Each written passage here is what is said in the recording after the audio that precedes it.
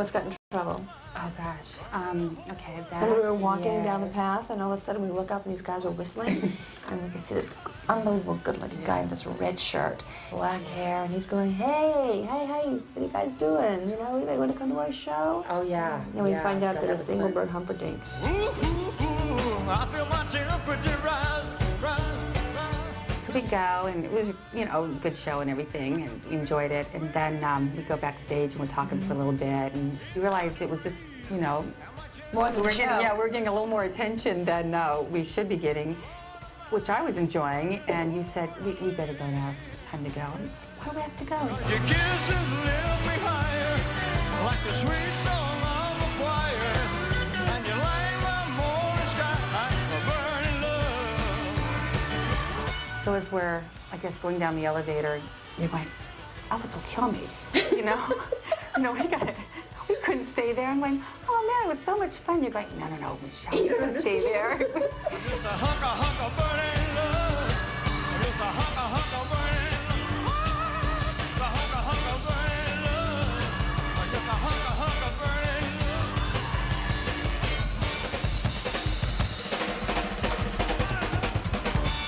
So did you ever tell him? Yeah, I told him we went to the show. I didn't tell him we went backstage. This would have killed me. Thank you.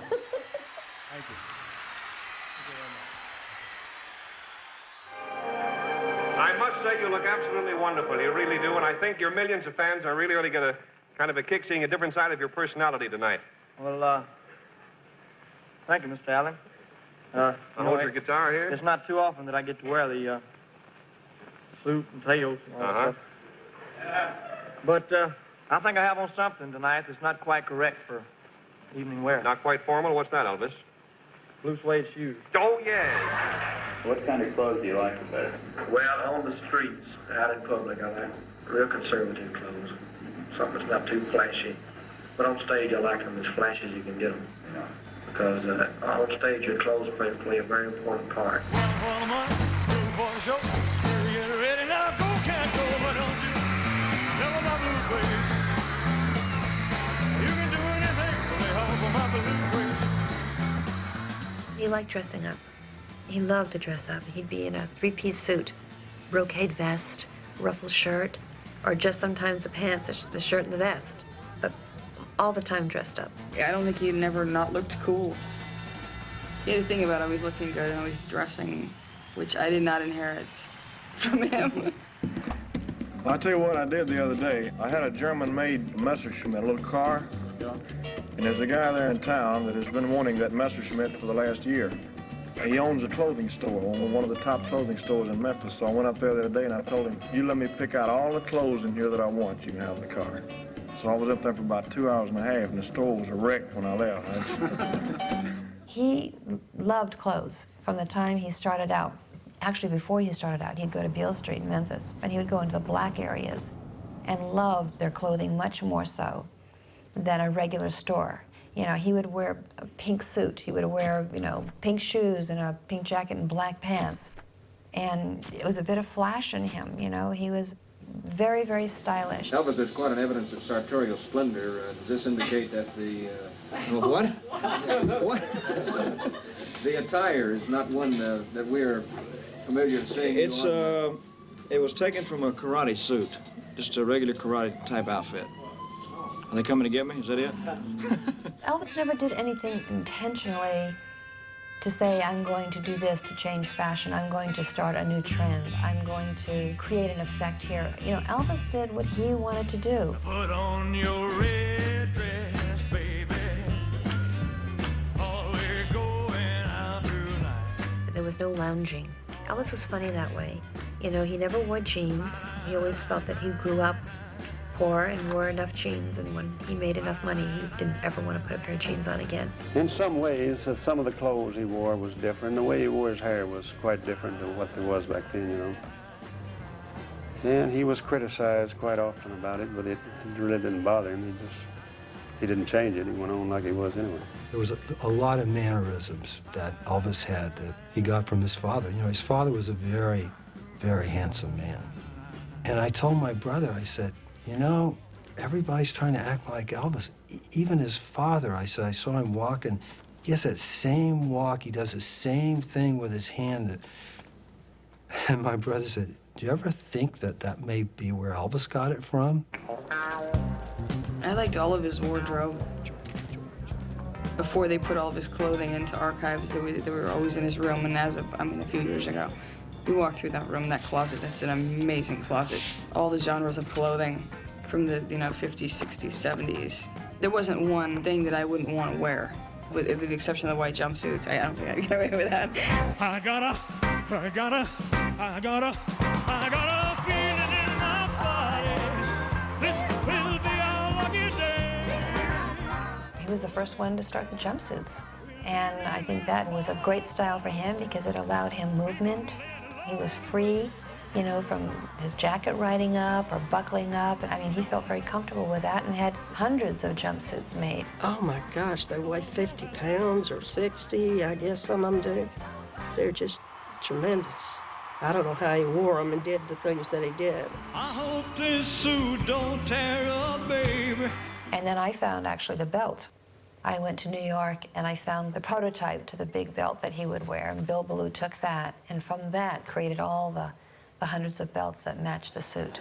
Mr. Presley, I hear from a lot of people in the press corps that you really are a shy, humble, wonderful human being. Would you agree with that? Oh, I don't know what makes them think that. This gold belt and the... Well, Elvis would buy things no matter how expensive it was. If he liked it, if it looked good, then he would get it. And there was a time period there where he was just going literally for costume jewelry. And there'd be rings, that would have these, big stones in it. And people would think that they were real because he was wearing it. But in fact, it was just costume jewelry. But the mere fact that he liked it and got it and didn't care, whether or not it was real or not. But that was really his taste in a lot of things, too. He didn't really put a lot of value on material things. It was just really if he liked it. When you go to Graceland and you see the Jungle Room, it's the same thing. It's literally shag carpet, not just on the floors, but also on the walls. And it was just his way of liking something, and he didn't care to what extent it took him. If he liked it, he got it. And some of that furniture can be considered very tacky, but it somehow worked. I believe in the man in the sky. The man in the sky. Lisa Marie, Elvis called me one night. This was after our divorce. He called me and he said, I want to come and pick you up. I want you to come to Texas with me because I got this plane and I'm going to need your help in picking out some colors. So, this was a spur of the moment, very spontaneous, very Elvis.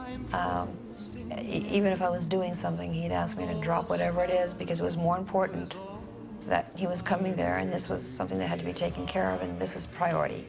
So I dropped everything. He came by, picked me up. We got on the plane, went to the factory, and I helped him pick out the colors of the plane. And everything in that plane, he picked every color, every table.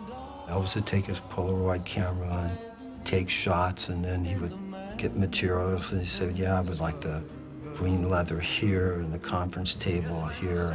That plane is him. He was the designer.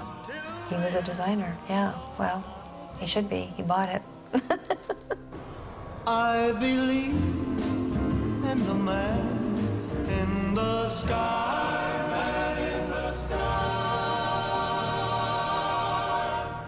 I asked him actually what he was going to name his plane, and he liked the fact that Frank Sinatra named his the Christina after his daughter, Tina, that he was going to name it the Lisa Marie. How long ago did you ask me about this ring? Yeah. It has, that has a TCB, which is taking care of the business.